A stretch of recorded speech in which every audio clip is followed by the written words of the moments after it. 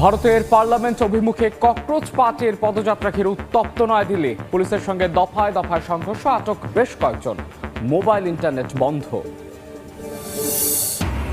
Iran যুক্তরাষ্ট্র সংঘাতে আরও এক মার্কিন সেনা নিহত, অভিযান জোরদারের ঘোষণা ট্রাম্পের। কৌশলগত সুবিধা অর্জনের পরই শেষ হবে যুদ্ধ, স্পষ্ট বার্তা তেহরানের।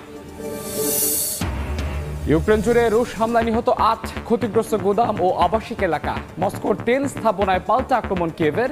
যুদ্ধে সমর্থন দেয়ায় উত্তর কোরিয়াকে ধন্যবাদ পুতিনের।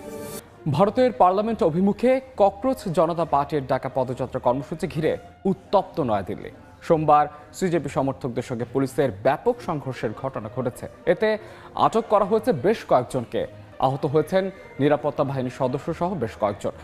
এদিন রাজধানীতে নিরাপত্তা জোরদারের পাশাপাশি বেশ কিছু জায়গায় মোবাইল ইন্টারনেট সংযোগ বন্ধ রাখার কথা জানিয়েছে ভারতীয় গণমাধ্যম এনডিটিভি।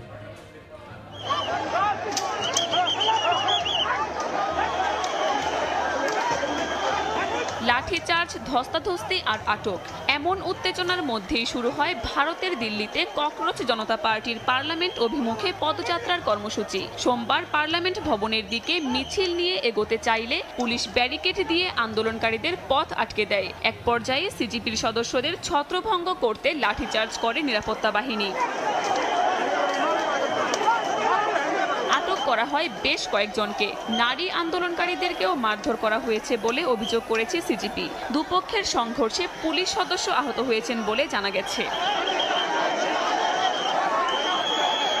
তরুণদের স্বার্থে প্রয়োজনে নিজের রক্ত দিতেও প্রস্তুত বলে জানান আন্দোলনকারীরা। এমনকি শিক্ষামন্ত্রী ধর্মেন্দ্র প্রধান পদত্যাগ না করলে আত্মহত্যার হুমকিও দেন কেউ কেউ। শান্তিপূর্ণ আন্দোলনের কণ্ঠ বারবার দমিয়ে দেওয়া হচ্ছে বলে অভিযোগ তোলেন অনেকে। তবে একটি কণ্ঠ রোধ করা হলেও হাজারো নতুন কণ্ঠ তৈরি হবে বলে হুঁশিয়ারি দেওয়া হয়।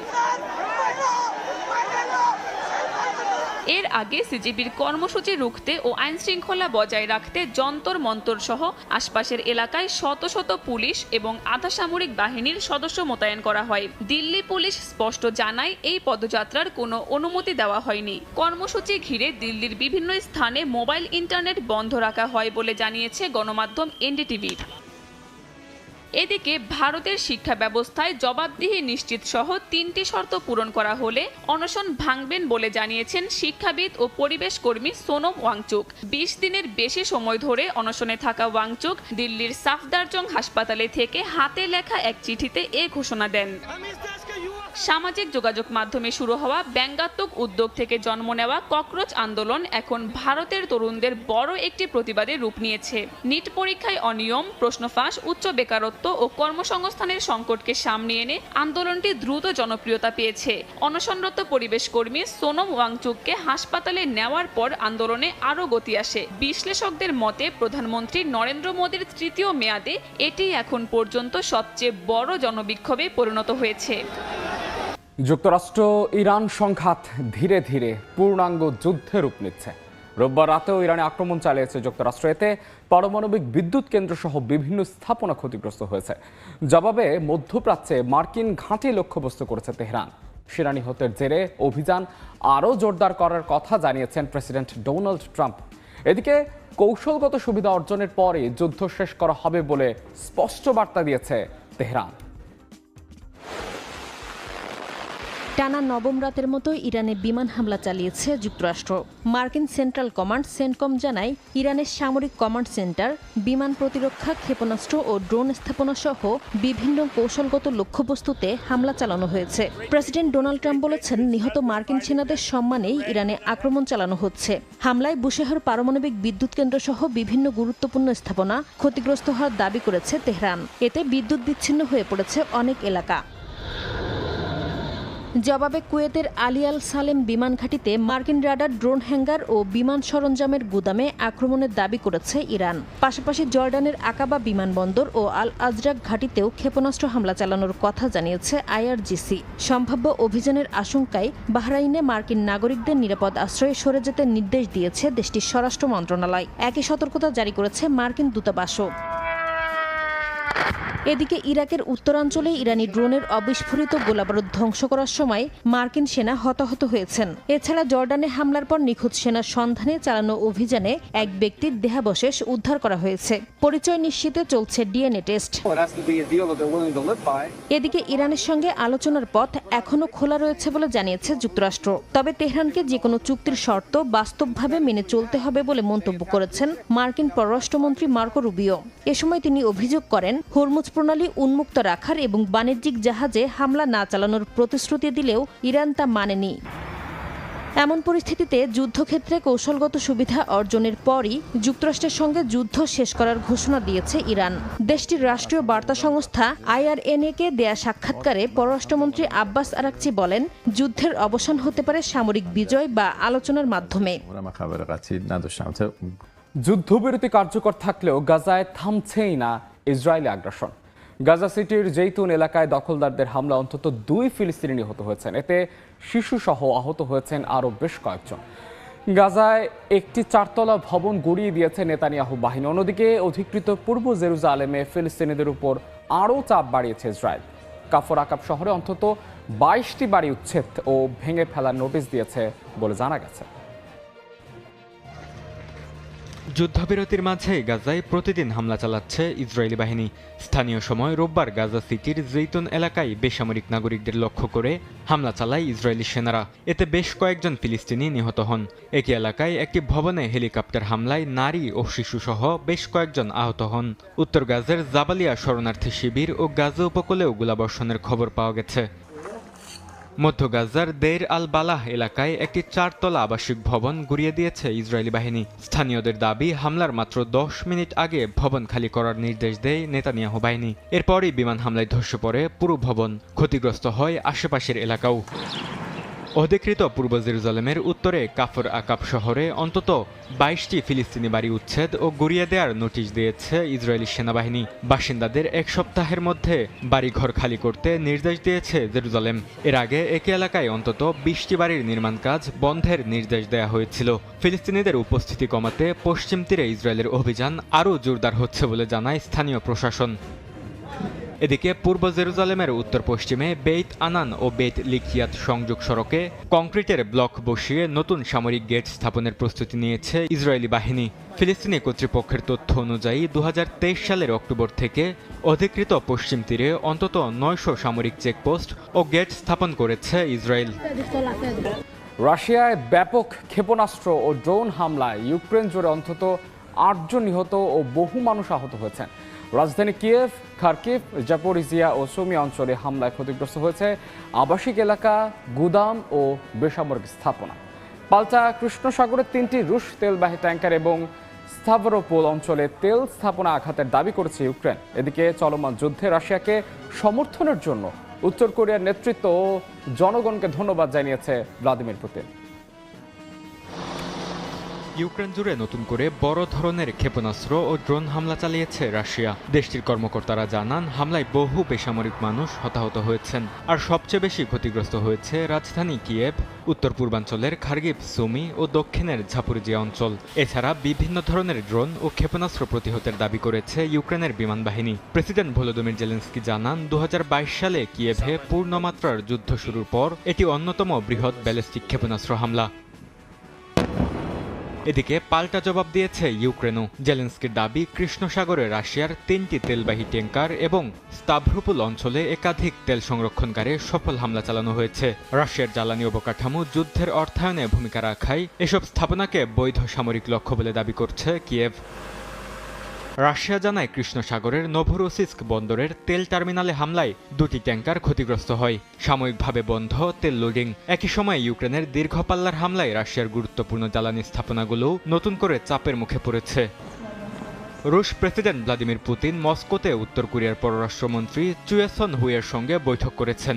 এ সময় ইউক্রেন যুদ্ধে সমর্থনের জন্য উত্তর কোরিয়ার নেতৃত্ব ও জনগণকে ধন্যবাদ জানান পুতিন। বিশ্লেষকরা বলছেন, ইউক্রেন যুদ্ধ ঘিরে সামরিক সহযোগিতার মাধ্যমে সাম্প্রতিক বছরগুলোতে মস্কো ও পিয়ংইয়ং এর সম্পর্ক আরও ঘনিষ্ঠ হয়েছে, যা যুক্তরাষ্ট্র ও দক্ষিণ কোরিয়ার উদ্বেগ বাড়িয়েছে। দীর্ঘদিন ধরে বন্ধ থাকা তেল পাইপলাইন পুনর্নির্মাণের সমঝোতা স্মারক সই করেছে ইরাক ও সিরিয়া। এই পাইপলাইন চালু হলে তেল রফতানির বিকল্প পথ তৈরি এবং আঞ্চলিক জ্বালানি নিরাপত্তা জোরদার হবে বলে মনে করছে ইরাক। যুক্তরাষ্ট্র ইরাক সংঘাতে হরমুজ প্রণালীতে উত্তেজনার পর এই উদ্যোগকে কৌশলগত পদক্ষেপ হিসেবে দেখছে বাগদাদ। দীর্ঘদিন অচল থাকা ইরাক সিরিয়া তেল পাইপলাইন পুনর্নির্মাণে সমঝোতা স্মারক সই করেছে দুই দেশ। ইরাকের তেল মন্ত্রণালয় জানিয়েছে প্রকল্পটির লক্ষ্য রফতানি বিকল্প পথ তৈরি, জ্বালানি অবকাঠামো শক্তিশালী করা এবং আঞ্চলিক জ্বালানি নিরাপত্তা বাড়ানো।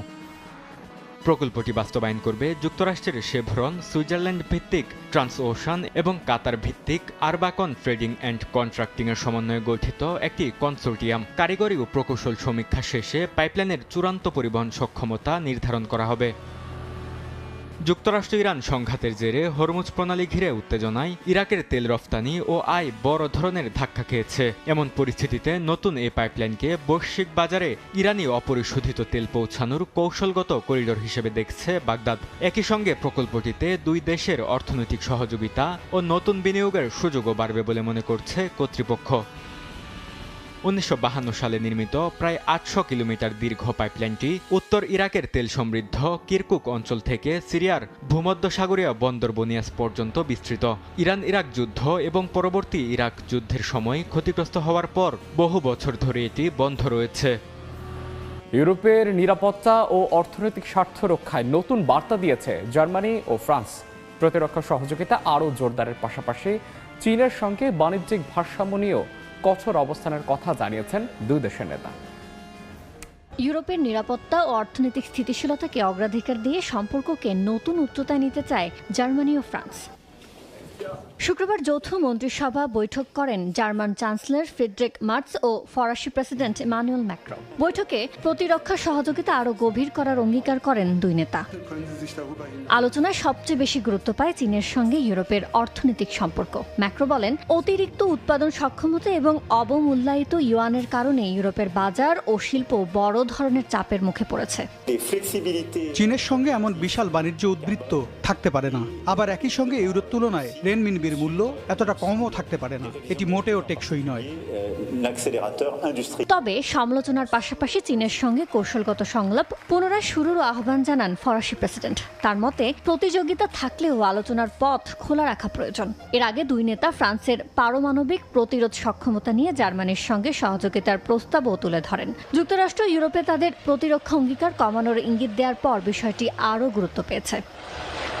বছরের শুরুতে যৌথ যুদ্ধবিমান প্রকল্প ভেঙে যাওয়ায় দুই দেশের সম্পর্কে যে অস্বস্তি তৈরি হয়েছিল, এই বৈঠককে তা কাটিয়ে ওঠার একটি গুরুত্বপূর্ণ পদক্ষেপ হিসেবে দেখছেন বিশ্লেষকরা।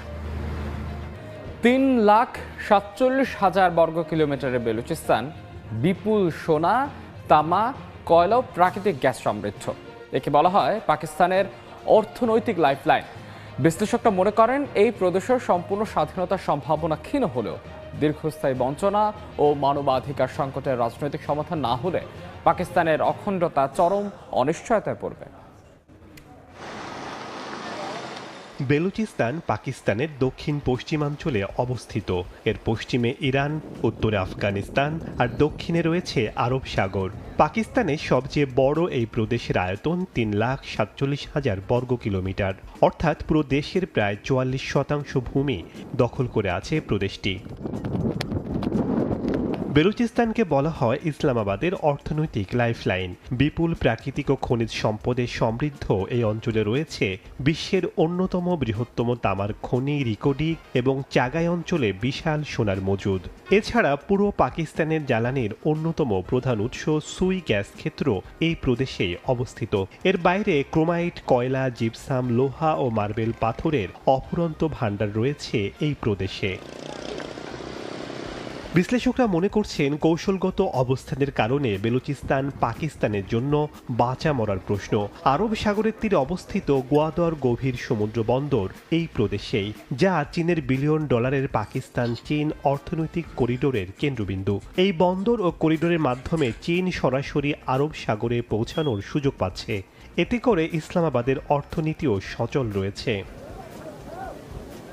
আন্তর্জাতিক বিশেষজ্ঞরা বলছেন বেলুচিস্তানের পূর্ণ স্বাধীনতার সম্ভাবনা এই মুহূর্তে অত্যন্ত ক্ষীণ, কারণ পারমাণবিক শক্তিধর পাকিস্তান সেনাবাহিনী বেলুচিস্তান অঞ্চলের নিয়ন্ত্রণ ধরে রাখতে তাদের সর্বোচ্চ সামরিক শক্তি প্রয়োগ করছে। পাশাপাশি চীনের নিজস্ব ভূরাজনৈতিক ও অর্থনৈতিক স্বার্থ জড়িয়ে থাকায় বেইজিংও কখনোই বেলুচিস্তানের স্বাধীনতাকে মেনে নেবে না। তবে বেলুচ জনগণের দীর্ঘদিনের অর্থনৈতিক বঞ্চনা, মানবাধিকার ও বৈষম্যের মতো সংকটের রাজনৈতিক সমাধান না হলে বেলুচিস্তানের এই অগ্নিকুণ্ড পাকিস্তানের অখণ্ডতাকে অনিশ্চয়তার মুখে ঠেলে দেবে। পশ্চিম ইউরোপে তাপপ্রবাহের মধ্যে ভয়াবহ দাবানলে পুড়ছে স্পেন ও ফ্রান্স।